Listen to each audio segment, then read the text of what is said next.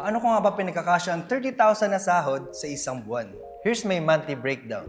Needs, family, future, and lifestyle.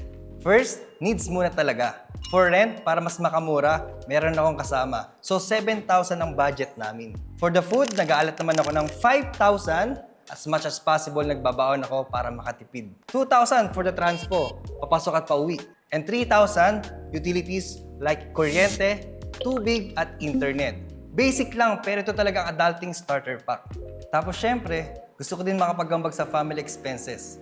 Kaya nag-aalat ako ng 2,500. And nasa tito, hindi naman ako makahindi sa pamangking ko, kaya kung ano gusto niya, binibili ko. Ito yung part na lagi kong tinitipid dati, future funds.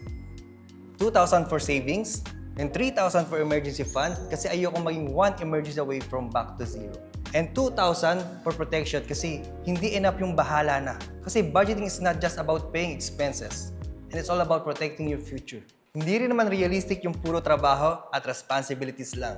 Kaya nag-aalat ako ng 3,500 for the lifestyle. Personal care, andyan ang pagpapagupit para maging pogi tayo. Damit, kailangan natin mag-shopping. Siyempre, hindi mawawala ang gala with friends. At kailangan balance tayo. Kailangan natin mag-gym at basketball. Guys, guide lang to ha. Depende pa rin to on your needs and wants. Ikaw, paano mo binabudget ang sweldo mo?